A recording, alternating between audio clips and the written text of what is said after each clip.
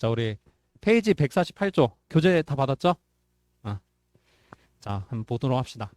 자, 이제 우리 그 다변수 미분까지는 다 끝난 거고 이제 다변수 적분 나갈 차례인 거예요. 자, 다변수 적분 이제 한번 보도록 합시다. 자, 우리 다변수 적분에서 적분을 또 다른 말로 이제 중적분이라고 해요. 아, 여러 가지 변수, 그 여러 가지 변수에 대한 중적분. 자, 이거 정의 한번 보도록 합시다. 그래서 중적분에서 가장 대표적인 게 이제 이중적분이에요. 자, 이중적분도 있고 삼중적분도 있고 뭐 사중적분 이런 건 거의 없거든요. 뭐 정의하면 있긴 하겠지만. 그래서 이중적분은 변수 두 개에 대한 적분이고 삼중적분은 변수 세 개에 대한 적분이다. 이렇게 좀 생각하면 돼요. 자, 그래서 대표적으로 이중적분인데 변수 두 개에 대한 적분이에요. 자, 우리 원래 정적분은 변수 몇 개에 대한 적분이었죠? 맨 처음에 배웠던 게 변수 한 개에 대한 적분이었지. 그냥 x에 대한 적분이었잖아, 보통. x나 뭐 t나 그런 한 개의 변수에 대한 그런 적분이었다. 아, 근데 이중적분은 이 두 개의 변수. 우리 이제 이변삼수를 z는 이렇게 fx, y로 좀 정의를 해놨죠. 그래서 요거 x하고 y가 이제 변수였잖아. z는 이제 결과인 거고. 맞죠? 아, 그래서 이 x하고 y에 대한 적분을 동시에 하는 게 중적분이구나. 이중적분이구나. 자, 이렇게 이제 좀 생각을 하시면 돼요. 그래서 이중적분이 어떻게 정의되는지는 우리 정적분에서 좀 했던 걸로 생각을 좀 할 수 있는데 이거는 뭐 거의 시험에 안 나오니까 그냥 그림만 참고로 보시면 돼요. 알겠죠? 시험에 나온 적은 없는 내용이에요.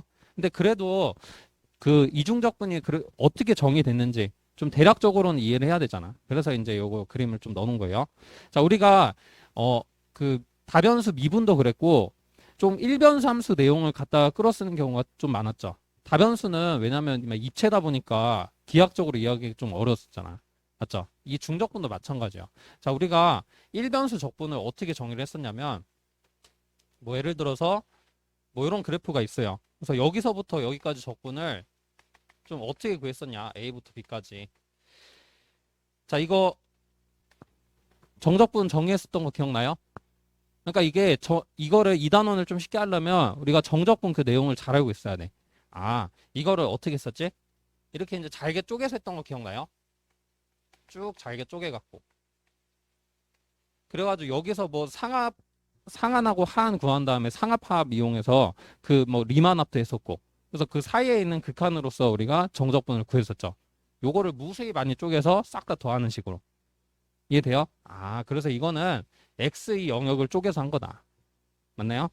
자, 근데 이제 이중적분은 어떻게 정의를 해놨냐면 어떤 영역에 대한 적분이 되는 거예요. 그러니까 이제 정적분은 어떤 구간에 대한 적분. 왜냐면 변수가 하나니까. 하나니까 이 구간에 대한 적분을 하는 거라면 이중적분은 어떤 X, Y에 있는 이 영역에 대한 적분을 하는 상황인 거야. 무슨 말인지 알겠죠? 아, 이 영역에 대한 적분. 그럼 이 영역에 대한 함수값들이 뭐 쭉 있겠죠? 요게 우리 저 다변수 미분에서 배웠잖아. 어떤 공면을 이루기 때문에 함수가. 맞아요? 아, 이 영역에 대한 이 공면이 뭔가 있겠죠? 그지? 그래서 요거를 우리 어떻게 정리를 해놨냐면 얘 마찬가지야. 잘게 쪼개는 거예요. 근데 이제 Y축으로도 있고 X축으로도 있죠. 맞아? 그래서 이 영역 자체를 엄청 잘게 쪼개는 거야. 보통 이렇게 사각형 영역으로 쪼개져요. 그래서 이거를 아주 무수하게 많이 쪼개가지고 싹 다 더해 놓으면은 이제 이중적분이 된다. 그런 내용이에요. 알겠죠? 자, 그래서 그런 극한 막 식이나 이런 거는 정적분에서 했던 거니까, 뭐 정적분에서도 그리고 거의 잘 안 나왔었죠? 이 뭐 쪼개서 하는 거. 그래서 뭐 별로 중요한 내용도 아니었는데, 이중적분 뭐 오죽하겠어. 한 번도 나온 적 없어요, 시험에. 알겠죠? 요거에 대한 건. 자, 그래서 그냥 이렇게 쪼개서 다 구한 거다. 라고만 생각하면 돼요. 그래서 요거 상합 구하고 하합 구해서 여기도 뭐 리만합을 정의할 수 있긴 해요. 요 두 개 뭐 사이값으로. 자, 그래서 요거의 극한으로서 이제 구해준 게 이중적분이라는 거. 자, 그래서 식이 어떻게 나왔는지만 좀 확인하면은 결국은 요게 아주 작은 영역이거든요. 그래서 이 영역을 생각해보면 이 길이가 이제 dx가 되죠. 왜냐면 x의 이제 증분. 맞아요? 아주 잘게 쪼개면은 요 길이가 x의 증분이잖아. 맞아요? 여기가 x축이니까. 요 길이가 x의 증분. dx. 그 다음 요 길이는 y의 증분이죠. dy. 자, 그리고 여기서의 함수값. 그러니까 이게 좀 크게 그려놨는데 아주 조금 작은 거야. 알겠죠? 그래서 여기서 아무 데서나 함수값 생각하면 돼요. 뭐 여기서 생각해도 되고 여기서 생각해도 되고. 이게 거의 똑같은 거예요. 거의 차이가 없는 거지. 맞아요? 아, 그러면은 여기 있는 거 그냥 일반적으로 f, x, z라고 할 수 있죠? 아, y. 이렇게 돼요. 자, 그러면은 우리 적분에서도 어떻게 구했어? 요게 결국 이 하압이랑 상압이랑 같아지는 상황이었죠. 맞아요? 아, 그러면 이 부피를 어떻게 구할 수 있겠어요? 우리 정적분에서는 요 넓이를 구했었는데 여기서는 이 부피를 구하는 거예요. 부피. 맞아요? 아, 이 부피 구하면은 이 부피소 dv. 자, 얘가 어떻게 되냐? 이게 직육면체 모양 아니에요? 직육면체? 그치? 아, 직육면체 모양이니까 이 극한을 취하면은 이 상압하고 하압이 같아지면서 결국은 어떤 직육면체 부피가 된다? f의 x, y. 그 다음에 dx 곱하기 dy. 이런 형태가 되는 거죠. 세 변의 길이 싹 다 더 곱하면 되잖아. 맞죠? 직육면체 부피. 아, 그래서 이게 뭐다? 저 부피소라는 거야. 부피소. 맞아요? 그래서 요 하나의 부피소를 지금 구해놓은 거예요. 그러면은 우리 정적분에서도 어떻게 했어요? 이 하나의 면적수 구해놓은 다음에 A부터 B까지 싹 다 더하면은 요 정적분이 표현되는 거죠. 마찬가지야. 아, 그러면은 요거는 어떻게 표현될까? 요거는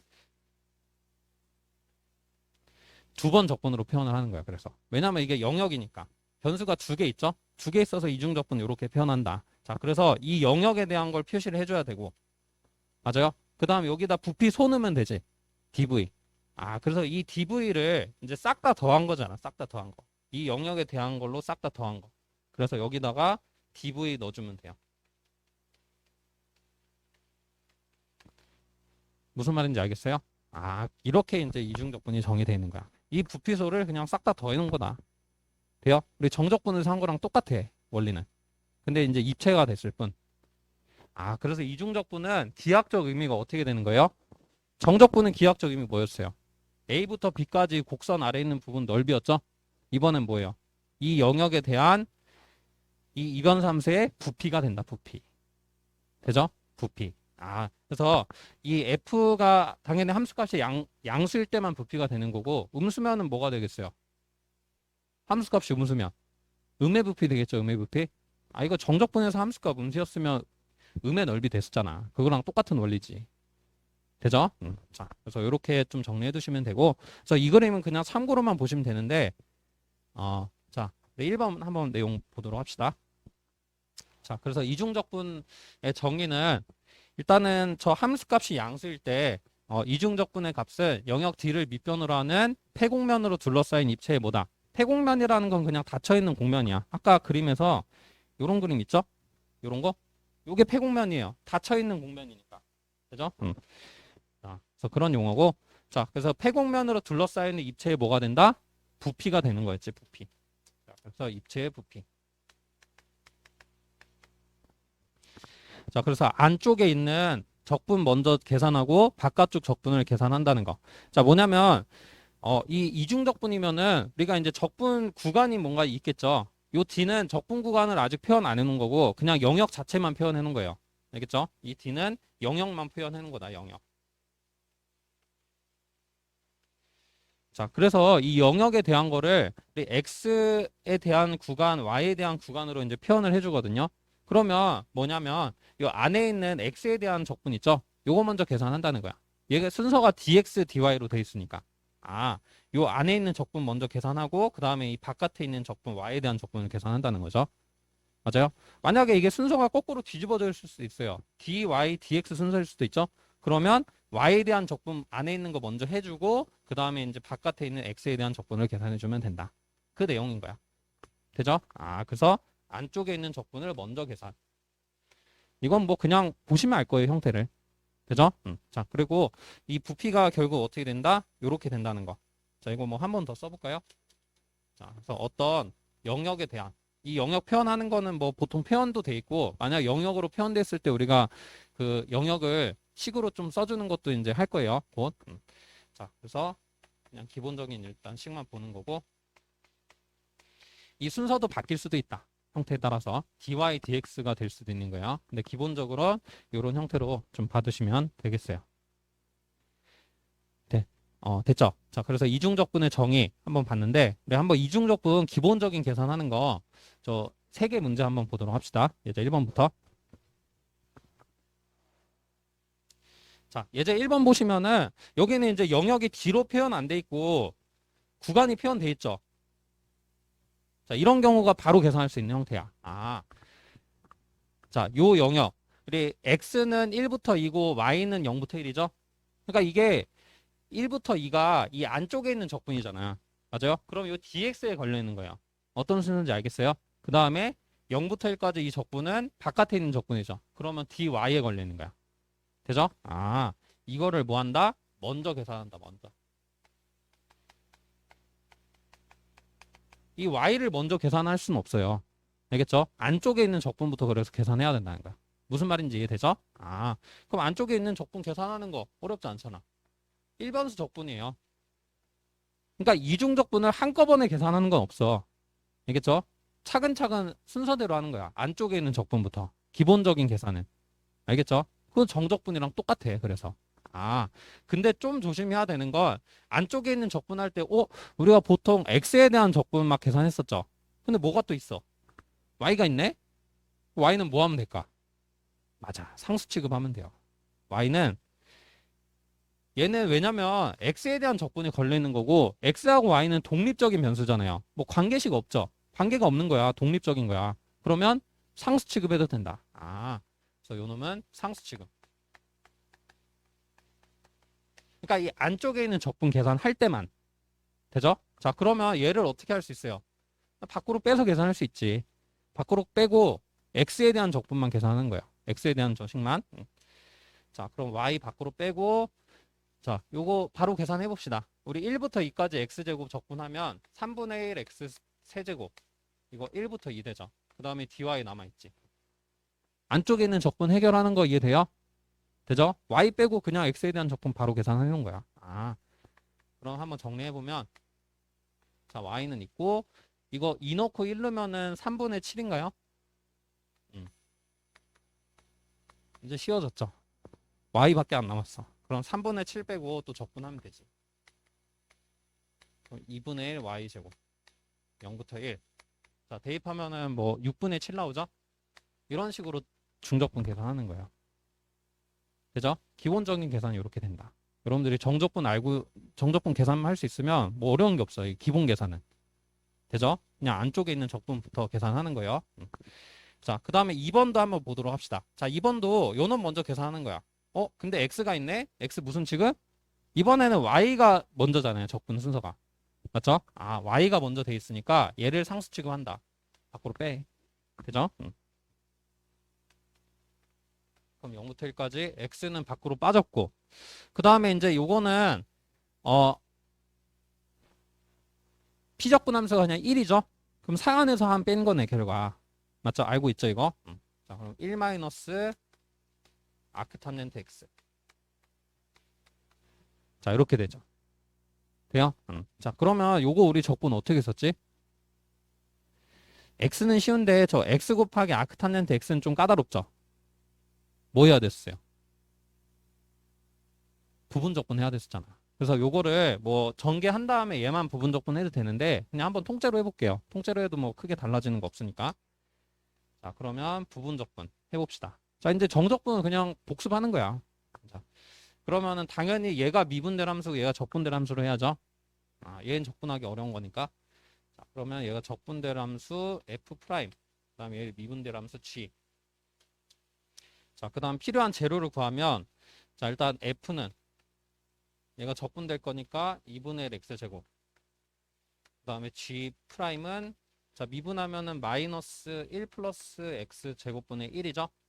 자, 이렇게 됐네. 자, 그럼 부분적분 한번 써봅시다. 자, 일단은 f하고 g 곱이죠. 2분의 1 x제곱 1 마이너스 아크탄젠트 x. 자, 이거 0부터 1 해주고 마이너스 인테그랄 0부터 1까지. 자, 이번엔 f하고 g 프라임 곱이죠. 자, 이거 두 개 곱하면 자, 적분이 되는 형태일까? 이 적분이 돼야 되는데. 그리고 이거 바꿔줄게요. 그냥 부호 1 플러스 x 제곱분의 1. 자, 이거 여러분들 적분 될까요? 되지. 유리함수니까 일단은 가분수 형태잖아. 맞죠? 차수 낮춰줘야 되니까 얘 나눠줘야 되겠죠. 그러면은 형태를 좀 바꿔야 된다. 자, 2분의 1은 뭐 밖으로 뺄 수 있는데 얘를 무슨 형태로? x제곱 플러스 1. 약분해줄래 형태 맞추고 마이너스 1 해주면 되잖아. 그럼 얘는 1로 잡고 요거는 우리 아크탄젠트로 적분되는 형태니까 되겠죠? 자, 이건 우리 좀 많이 해봤던 적분이에요. 자, 그러면은 이거는 좀 따로 쓰고, 자, 이거 순서 보이죠? 자, 그럼 1 넣었을 때 뭐예요? 자, 얘부터 먼저 계산. 1 넣으면은 2분의 1에 1 마이너스 4분의 파이. 자, 1 넣으면 0 넣으면 0이죠? 끝났고. 그 다음 플러스. 자, 2분의 1 빼고. 자, 그러면 요게 어떻게 돼요? 요게 총 피적분 함수가 결국은 요거 나누면은 1이고. 그 다음 1 플러스 x 제곱분의 1이죠? 자, 그럼 요 놈만 적분하면 돼. 2분의 1은 밖으로 뺐으니까. 자, 그러면 x 마이너스 아크탄젠트 x. 자, 이렇게 된다. 0부터 1까지. 자, 그래서 이거 뭐 여러분들 계산할 수 있죠? 2분의 1에 1 마이너스 4분의 파이 해주고 1 넣으면은 또 이거 있네. 2분의 1에 1 마이너스 4분의 파이. 자, 그 다음에 0 넣었을 때는 둘 다 0이니까. 자, 요거죠? 그러면 얘에다 2배만 해주면 되네. 2배 해주면 결국 1 마이너스 4분의 파이만 남겠죠? 요거는 그냥 여러분들 바로 쓰세요. 자, 그래서 이런 식으로 이제 적분 계산할 수 있다. 이중 적분을 계산할 수 있는 거죠. 자, 그래서 얘는 조금 부분 적분 해야 돼서 귀찮긴 했는데 뭐 이중 적분 원리는 뭐 어려운 게 없는 거죠. y가 먼저 돼 있으면 y에 대한 적분 먼저 해주면 되는 거야. 그죠? x는 상수 취급하고. 자, 그 다음에 예제 3번 한번 보도록 합시다. 예제 3번도 마찬가지야. 안쪽에 있는 적분을 먼저 계산한다. 자, 그러면 안쪽에 있는 적분 계산할 때 y는 상수 취급이죠. 자, 그럼 이거 네모로 두면 네모 프라임 형태 아니야? 맞죠? 아, y 상수 취급이니까 요거 네모로 두면 얘가 네모 프라임이잖아. 자, 그러면 되게 좀 좋게 적분되는 형태죠? 자, 안쪽에 있는 적분이 익스프렌셜 네모로 바로 적분돼요.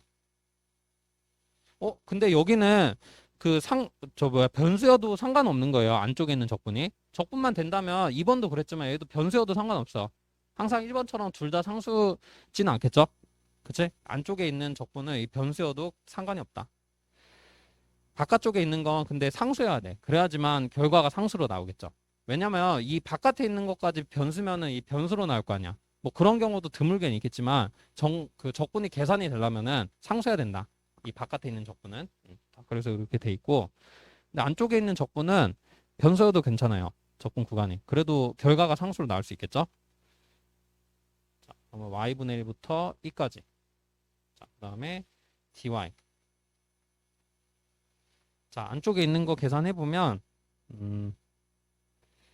자, 2 넣고 여기다가 지금 x에다 2 넣어야죠. x에 대한 적분이니까. 그 다음에 마이너스 y분의 1 넣으면 2의 1승이죠. 그럼 2인가? 자, 이렇게 됐죠? 자, 이거 뭐 너무 쉬운 적분이죠. 자, 2분의 1 익스포넨셜 2y 마이너스 2y 1부터 2까지. 자, 그럼 2분의 1 익스포넨셜 4제곱 마이너스 2, 2. 그 다음에 1 넣으면 마이너스 2분의 1, 2제곱. 그 다음에 1 넣으면 마이너스 플러스 되죠. 하나니까. 그 다음에 2. 자, 그래서 요거 계산하고 뭐 하면은 값 구할 수 있겠죠? 얘하고 얘 계산하면. 자, 여기까지만 좀 쓸게요. 자, 어떻게 하는지 알겠죠? 전혀 어려울 거 없죠? 기본 계산은. 자, 그래서 이렇게 이제 안쪽에 있는 적분 먼저 계산하면 된다. 그래서 뭐 이 이중적분에서는 뭐 상합이고 하합이고 그런 뭐 리만합 이런 거 한 번도 나온 적 없어요. 그리고 앞으로도 나올 리는 없고. 그래서 뭐 아까 그림은 그냥 참고로만 보시고 왜 도대체 적분 모양이 그렇게 생겼냐. 그냥 부피소를 구해서 다 더한 거다. 라는 거 그냥 얘기해 주려고 참고로 본 거고. 자, 이렇게 기본적인 계산만 잘할 수 있으면 돼요. 이중적분. 그죠? 정의에선 요것만 있으면 충분하다. 자, 이렇게 정리하시고 자, 우리 2번 내용 한번 보도록 합시다.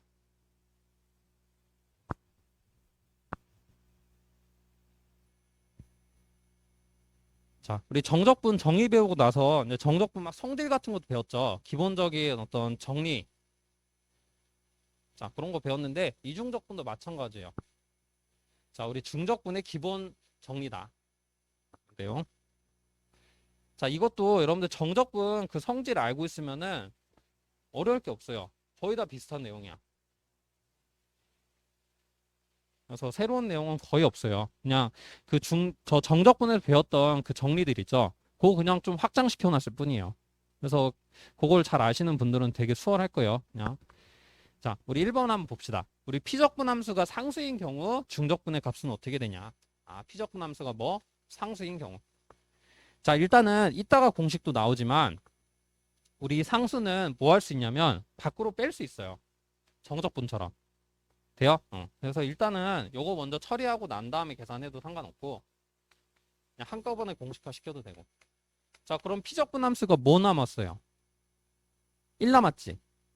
피적분 함수 없으면 1이 됐잖아. 그러면 1을 적분해주는 상황인데 우리 정적분에서 한번 생각해봐. 정적분에서는 적분하면 뭐였죠? 1, 피적분 함수 1인 거 적분하면 아까도 나왔잖아, 계산해서. 상한에서 하한 뺀 거. 맞아요? 상한에서 하한 뺀 거라는 게 결국 뭐냐면 구간 있죠, 구간. 그 구간의 길이를 구한 거예요. 돼요? 구간의 길이로 나온다고. 정적분은. 피적분 함수가 1이면. 그러면 이중적분은 피적분 함수가 1이면 뭘로 나올 수밖에 없을까? 그 아까 영역 있죠, 영역 D. 그 영역 D의 넓이로 나올 수밖에 없는 거야. 이해돼? 왜 그러냐면 우리 이렇게도 생각해봐요. 이게 결국 피적분 함수가 1이라는 건 함수값이 쭉 1이라는 거예요. 그러면 높이가 다 1이잖아. 그럼 부피 구해봤자 어떻게 뭐로 나와? 밑변의 면적으로 나와요. 그 밑변이 D인 그 기둥일 거 아니야. 맞아요? 그러면 높이가 1인 그 기둥의 부피 구하는 거니까 결국은 밑변의 넓이랑 똑같겠네. 이렇게 이해할 수 있겠죠? 그래서 피적분 함수가 1이면은 결국은 이 영역 D로 나온다. 그래서 이 D는 뭐다? 영역의 넓이. 그래서 이게 D로 쓰면 약간 어색하게 하는데 뭐 SD로 써도 상관없어요. D의 넓이라고 해서. 되죠? 자, 그래서 이렇게 좀 정리를 하시면 되는 거예요. 자, 그래서 피적분 함수가 상수면 계산하기 되게 좋은 거예요. 우리 아까처럼 이 이중적분을 뭐 안에 거 하고 뒤에 거 하고 이렇게 계산할 필요가 없는 거야. 그냥 바로 영역 D의 넓이 구해주면 끝. 좋은 공식이죠. 그래서 알고 있으면. 되죠? 피적분 함수가 상수면 그냥 영역 D의 넓이가 된다는 거 확인하시면 되는 거예요. 되죠? 그래서 이거는 뭐 우리 정적분에서도 했던 내용이라 거의 비슷한 거예요. 이런 식으로 그걸 알고 있으면 되게 수월하게 이해할 수 있는 거야. 되죠? 자, 그래서 됐고. 그다음에 2번 봅시다. 자, 2번도 뭐예요? 이건 삼중적분이죠. 우리 삼중적분은 기하학적으로 이해 못해요, 일단. 그러니까 이해할 수 있는 건 이 부피까지야. 이 면적은 3차원상에 있는 거니까 이해할 수 있거든요. 그림도 그릴 수 있고. 근데 이 적분이 어떤 모양인지는 못 그려요. 4차원상에서 되는 거니까. 되죠? 자, 그래서 이거는 그냥 뭐 기하학적으로 이해할 수 없는 적분이에요. 그래서 그냥 이 영역에 대한 어떤 3차원 영역에 대한 삼중 적분이구나. 자, 이거 마찬가지야. 그러면 어떻게 될까? 상수는 밖으로 빼고 피적분 함수가 1이면 뭐의 부피로 나오겠어? V의 부피 나오는 거야. 똑같은 원리예요. 되죠? 정적분일 땐 그 구간의 길이. 그 다음 이중적분이면 이 구간의 넓이. 그 다음에 삼중적분이면 이 구간의 부피. 돼요? 그래서 V가 된다. 자, 그래서 여기 설명도 나와 있죠? 단 K는 상수이고 V는 폐곡면으로 둘러싸인 입체의 부피가 된다는 거. 그래서 저 영역에 대한 부피만 구해주면 돼요. 우리 삼중적분은 아직은 안 나왔어요. 우리 다음 단원에 나올 거예요. 되죠? 삼중적분은 9단원에 나올 거니까 그때 자세히 보도록 하고 지금도 이해할 수 있는 내용이니까 일단 미리 본 거예요. 되죠? 피적분 함수가 상수면 그래서 되게 쉽다. 계산하기가. 적분을 직접 계산할 필요가 없이 그냥 그 넓이나 부피 요것만 구해주면 되는 거예요. 됐죠? 자, 이것도 되게 많이 쓰이는 공식이에요. 중요한 공식이죠. 근데 어렵지 않은 그런 공식. 자, 이게 1번이었고 자, 우리 2번 한번 보도록 합시다. 자, 2번은 우리 피적분 함수가 두 개의 함수의 합차인 경우. 자, 우리 이거 정적분이랑 똑같거든? 정적분에서도 이 피적분 함수가 합차로 돼 있으면 어떻게 했어요? 쪼갤 수 있었지. 적분을 각각 적용해 줄 수 있었잖아. 이중적분 마찬가지. 각각 이렇게 쪼개진다. 너무 쉽죠? 그냥 이미 알고 있는 거야, 이건. 그죠? 이중적분도 된다. 이 정도만 그냥 정리해 두면 돼요. 그치? 정적분에서 이미 알았던 내용이니까. 자, 그 다음에 3번 봅시다. 자, 3번은 우리 변수 분리를 이용한 중적분인데, 자, 요게 우리 아까 그 공식에서도 될 수 있는 형태긴 한데, 아까 그 예제 풀었던 거에서도. 자, 이게 만약에 어떤 형태로 되어 있어요? 피적분 함수가. 하나로 뭉쳐있질 않지. f의 x, y 이렇게 한꺼번에 뭉쳐있질 않잖아요. x에 대한 식 따로 곱하기 y에 대한 식 따로예요. 아, x에 대한 식, y에 대한 식 이렇게 따로따로 곱해져 있는 형태다. 그러면 우리 어떻게 계산이 되냐면 여러분들 안쪽에 있는 적분 먼저 계산하랬죠. 맞아요? 그럼 안쪽에 있는 적분 계산하면은 요 fx는 상수 취급돼서 밖으로 빼질 거 아니야. 맞아요? 그러면은 요 y에 대한 적분은 뭔가 적분이 계산이 되겠죠. 상수 나오겠지. 그 상수를 또 밖으로 빼면 어떤 형태 될까? 결국은 그 x에 대한 적분 형태만 남는 거예요. 아, 그래서 어떤 모양이 되냐면 결과적으로 이렇게 따로따로 나눠진다. x에 대한 적분 따로 계산해주고 그 다음에 y에 대한 적분 따로 계산해주고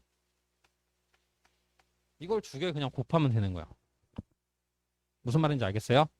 아, 이 y에 대한 적분 먼저 계산해 놓으면 상수 되니까 밖으로 빼지잖아. 그 다음에 이제 x에 대한 적분 안에 있는 거 그냥 계산해 놓은 형태죠. 이게. 얘는 밖으로 빼는 형태 계산해서.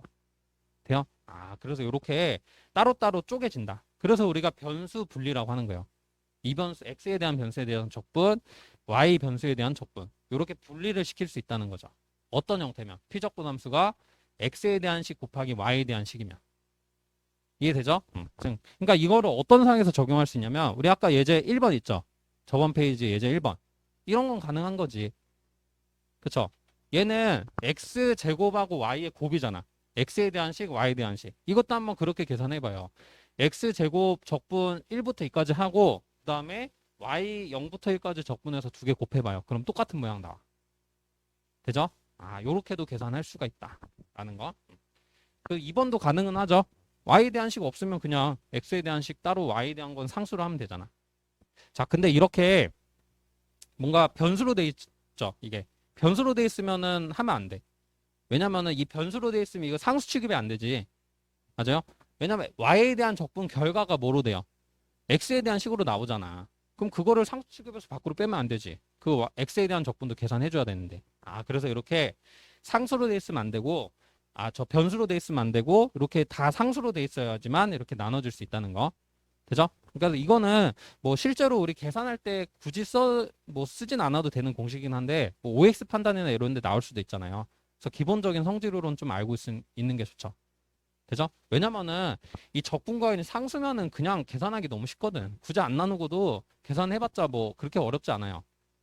되죠? 자, 그래서 뭐 꼭 써야 되는 공식은 아니지만 뭐 이제 OX 판단이나 그럴 때 나올 수가 있다.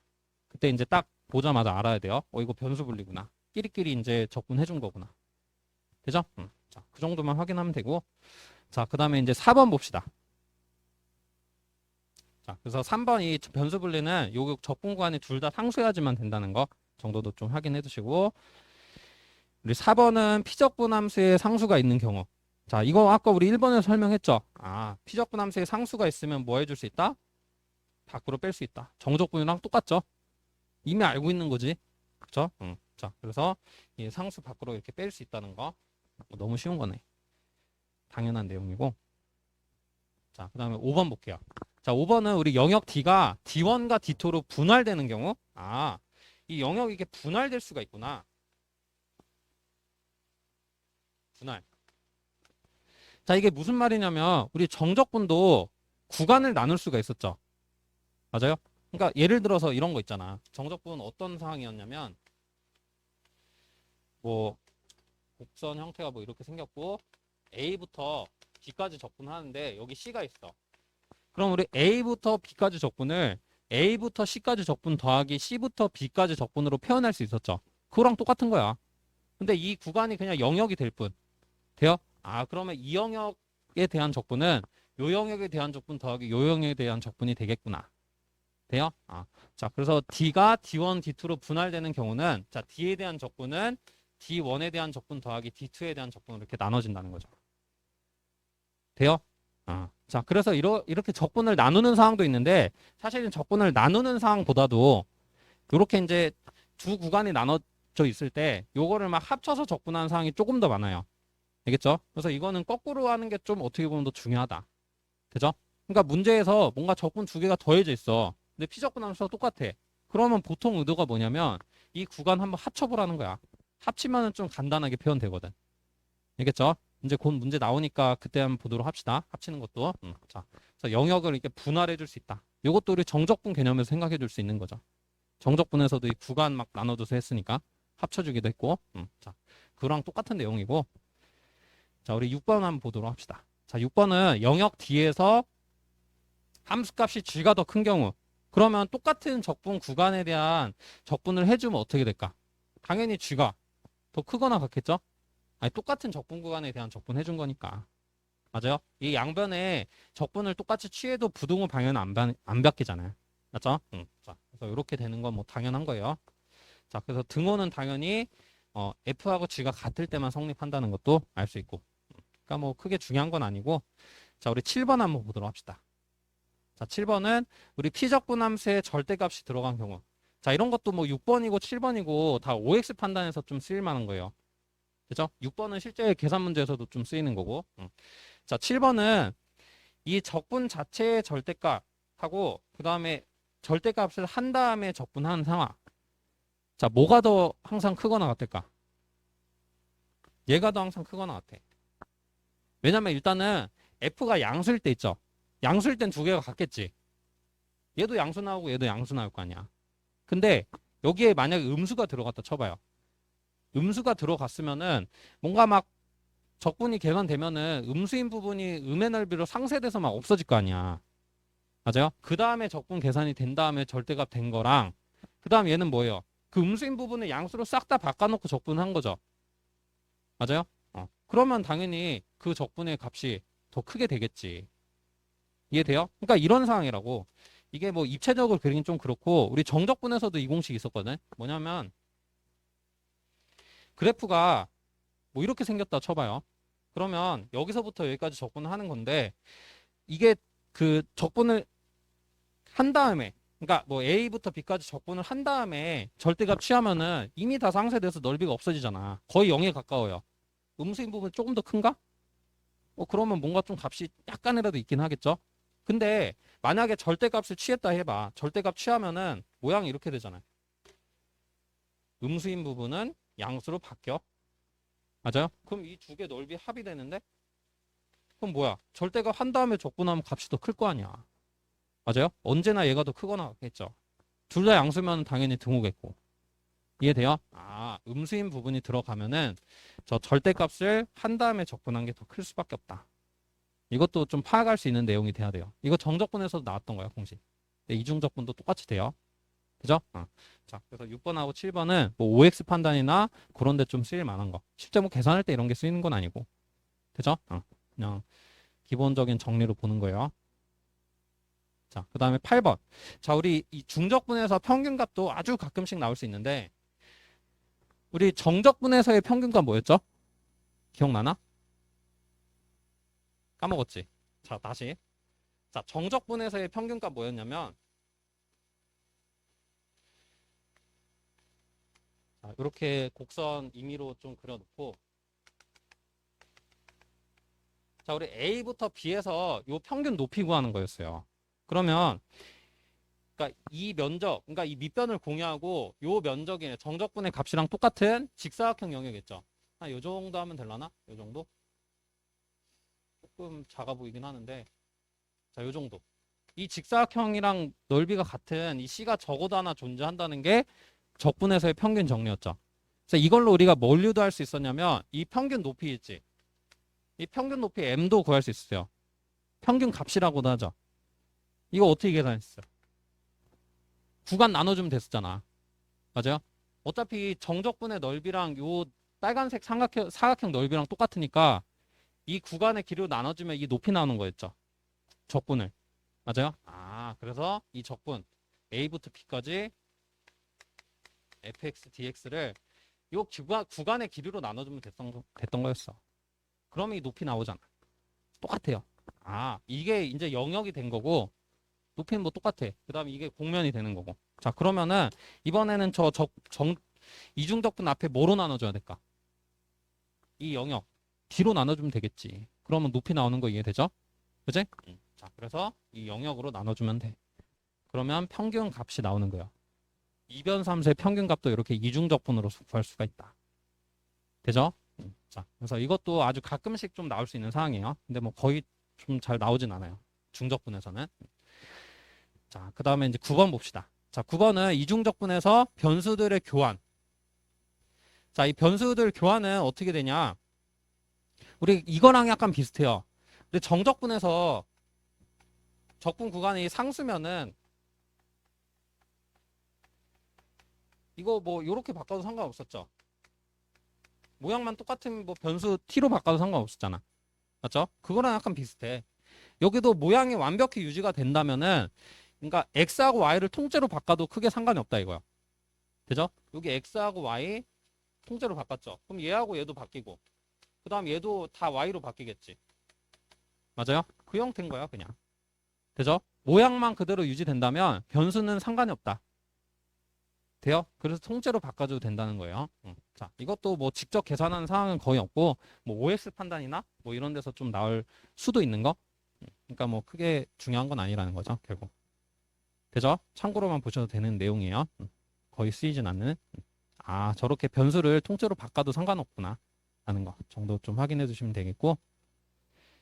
자, 그래서 우리 그 기본 정리도 이제 정적분이랑 좀 연관시켜서 알아두면 어렵지가 않아요.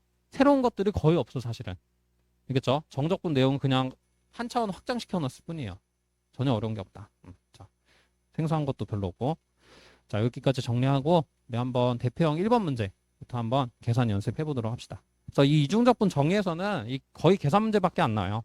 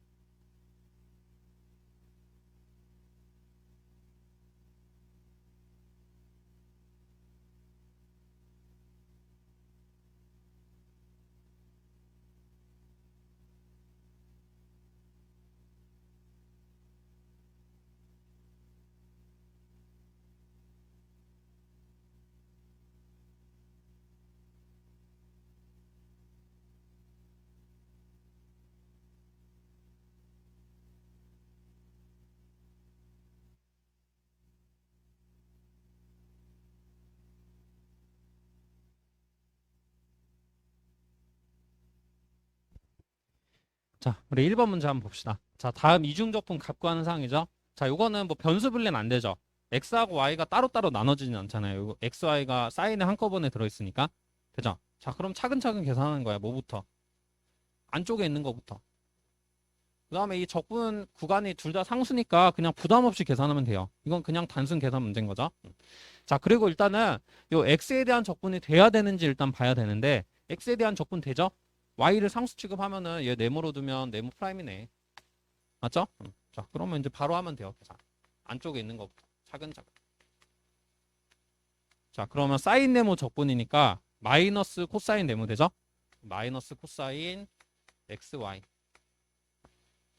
자, 이거 1부터 2까지 해주고 y에 대한 적분은 나중에 해주면 되지. 자, 그 다음 2대2 해봅시다. 자, 그럼 마이너스 코사인 2x 그 다음 플러스 코사인 x 되죠. 자, 이거 뭐 계산 어렵지 않죠? 응? 아, y예요, y? 아, y 남는구나. 자, x에다 넣어야 되니까. 자, 그러면 2y, y, 다음 y. 자, 이렇게 쓰고 이것도 바로 적분해 봅시다. 마이너스에 2분의 1 사인 2y 그 다음 플러스 저 사인 y. 자, 0부터 파이까지. 쭉 넣기만 하면 되죠. 뭐 파이 넣으면은 다 날라가네. 0 넣어도 다 날라가고. 아, 그러면 0 된다는 거 확인할 수 있죠. 자, 요렇게 이제 계산하시면 되는 거예요. 너무 쉽죠, 그냥. 자, 정리하시면 되고, 우리 뭐 3번 문제도 한번 보도록 합시다.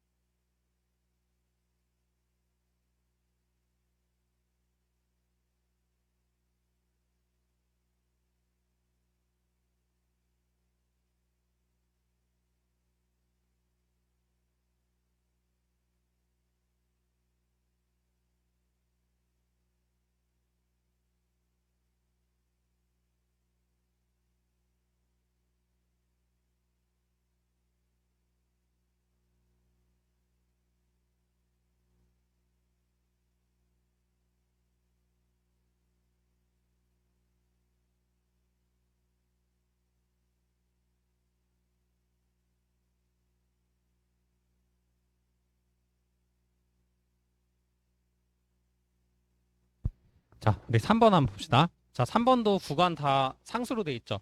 변수 없는 형태. 자, 그러면 이제 바로 적분하는 상황이야. 자, 그리고 요거 보니까 x에 대한 적분 먼저 하는 건데 x에 대한 적분이 되는 형태죠. y 상수 취급하면 요것도 적분되고 요것도 적분되니까 아, 그러면 안쪽에 있는 적분 먼저 계산해 주면 되네. 순서대로 적분하면 돼요. 자, 그러면 이제 x에 대한 적분 먼저 계산해 보면 여기 yx죠. 그 다음에 y제곱 저 사인으로 바뀌지. 자, 0부터 2분의 파이. 다음에 y에 대한 적분 나중에 해주면 되고. 자, 그럼 이거 구간 보면 좀 심상치 않죠? 우함수 계함수 항상 생각해주면 좋은 구간이에요. 자, 그럼 일단은 x에다가 2분의 파이 넣어봅시다. 2분의 파이 y 더하기 4 파이 제곱. 아, x에다 넣는 거지. 그럼 1이네. 1 나오고 y 제곱. 그 다음 0 넣으면 다 0이죠? 아, 그럼 이거 적분하는 건데 뭐는 할 필요 없어요. 얘는 저 기함수니까 할 필요 없지. 그 다음 얘는 우함수네. 아, 그럼 2배에서 0부터 3까지 적분해 주면 돼요. 2배 하고 3분의 1 y 세제곱. 그러니까 항상 쓰는 게 좋다. 자, 그럼 3 넣으면은 약분돼서 9죠. 그럼 18. 자, 이렇게 이제 계산하면 돼요. 너무 쉽죠, 그냥. 자, 이렇게 정리해 두시고 그다음에 우리 5번 문제도 한번 보도록 합시다.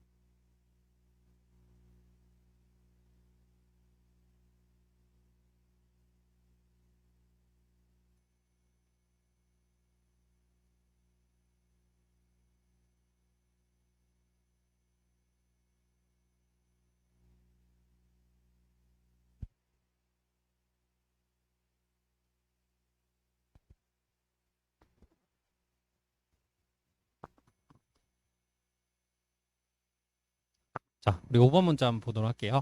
자, 우리 이상적분인데 이번엔 이상적분이 정적분으로 돼 있죠. 요게 왜 이상적분이죠? 일단 적분 구간이 무한대이기 때문에. 아, 무한대 들어가면 이상적분이랬죠. 자, 근데 이거 직접 계산하는 사항은 이 무한대를 그냥 숫자처럼 생각하고 계산이 된댔죠. 뭐 굳이 뭐 극한 막 도입할 필요 없이. 기억나죠? 정적분에서 했던 거. 마찬가지죠. 그러면 요거는 그리고 변수 분류도 되네. 그쵸? y에 대한 식 따로, x에 대한 식 따로따로 나눠지죠. 자, 그리고 적분이 뭐 순서대로 해도 되는데 약간 그래도 뭐 엄청 쉬운 적분들은 아니니까. 그리고 특히 저 y에 대한 적분은 좀 까다롭죠. 그치? 아, 그래서 일단은 변수 분류를 좀 해볼게요. 자, 일단은 x에 대한 적분 먼저 한번 써봅시다. 얘는 적분 쉬운데 얘는 좀 적분 어려워 보이는데? 요거? 응. 자, 그러면 이거 일단 적분 계산해 봅시다. 이거. 자, 아크탄젠트죠.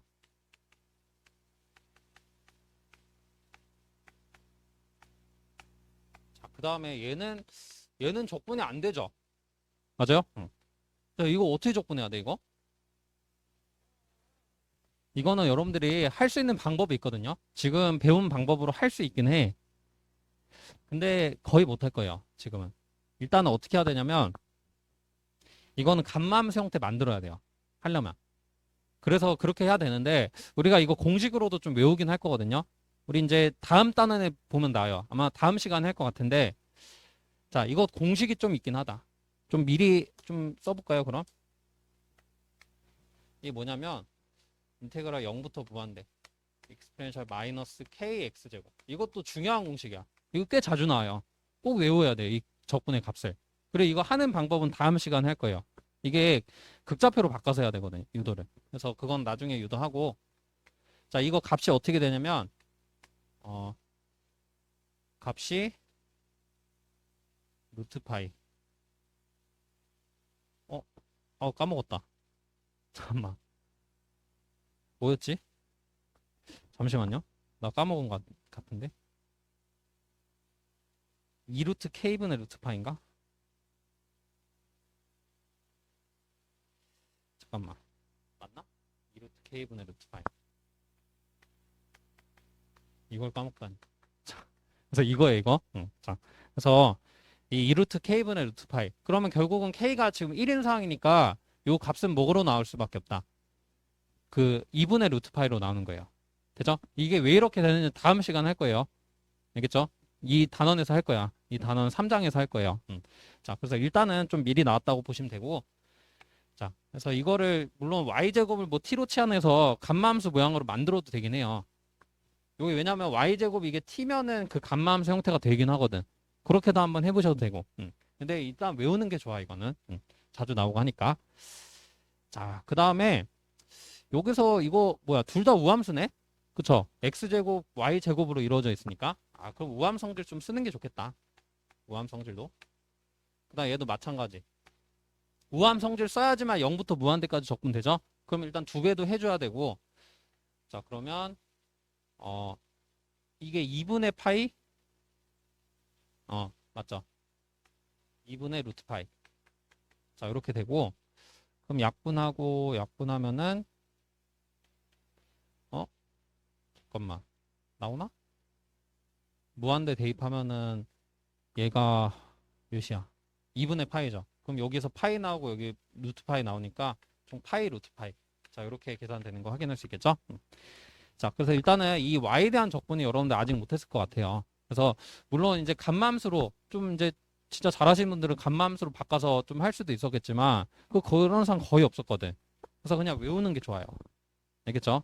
이거는 꼭 암기해야 되는 공식이다. 중요한 공식. 근데 다음 장에 또 나오니까 그때 한번 확인해 보도록 하죠. 그리고 값이 왜 이렇게 나오는지도 한번 보고. 자, 이렇게 정리해 주시고. 그래서 이거는 변수 분리로 좀 하는데 결국은 뭐 이상적분이란 말은 적분관이 무한대일 뿐이죠. 별로 뭐 크게 신경 쓸 건 없다. 정적분에서도 그랬었죠. 뭐 이제 수렴 발산 여부를 판정하는 거면 좀 이제 신경 써야 되는데 그냥 값 계산하는 상황에서는 그냥 상수처럼 보고 그냥 생각을 했죠. 무한대도. 자, 정리하시고